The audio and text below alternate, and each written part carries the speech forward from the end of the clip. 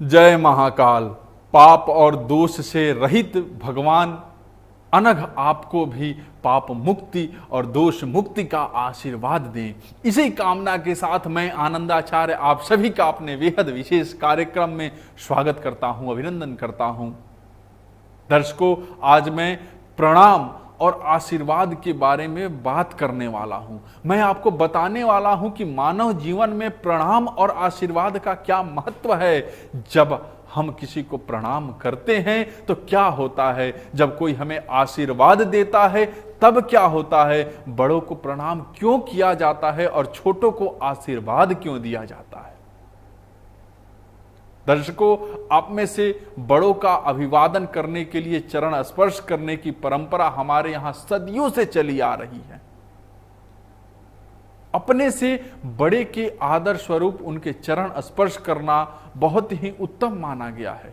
शास्त्रों में भी कहा गया है कि प्रतिदिन बड़ों के चरण स्पर्श करके उनसे आशीर्वाद लेने से घर में सुख, शांति तथा समृद्धि का वास होता है। विशेष तौर पर जब आप किसी जरूरी काम से कहीं जा रहे हो या कोई नया काम शुरू कर रहे हो, कोई खास दिन या त्योहार हो, तब तो जरूर ही लेना चाहिए। भारतीय सनातन संस्कृति में दर्शकों अभिवादन यानी कि प्रणाम सदाचार का मुख्य अंग एवं उत्तम गुण है। प्रणाम का सीधा संबंध प्रणत शब्द से है, जिसका अर्थ विनीत होना, नम्र होना और किसी के सामने सिर झुकाना है। प्रणाम से नम्रता, आदर, श्रद्धा, सेवा और शरणागति का भाव रहता है। प्रणाम से शरीर में आध्यात्मिकता का विकास होता है। दर्शकों, प्रातः काल माता पिता, आचार्य, गुरुजनों और श्रेष्ठ जनों को आदर भाव के साथ प्रणाम करना चाहिए। नित्य वृद्ध जनों को प्रणाम करने से आयु, बुद्धि, यश और बल में वृद्धि होता है। शास्त्रानुसार जब श्रेष्ठ और पूजनीय व्यक्ति चरण स्पर्श करने वाले व्यक्ति के मस्तक पर, कंधा अथवा पीठ पर अपना हाथ रखते हैं, तब श्रेष्ठ व्यक्ति के गुण और ओज का प्रवाह प्रणाम करने वाले व्यक्ति से भी प्रवाहित होने लगता है। जो महापुरुष चरण स्पर्श नहीं करने देता, उनके समक्ष दूर से ही अहोभाव से सिर झुकाकर प्रणाम करना चाहिए। दर्शकों, प्रणाम के बाद बारी आती है आशीर्वाद की। प्रणाम करने वाले को आशीर्वाद की भी आवश्यकता होती है। वास्तव में आशीर्वाद का भी मानव जीवन में विशेष महत्व है। माता पिता, गुरुजनों और वृद्ध जनों का आशीर्वाद अनमोल निधि है।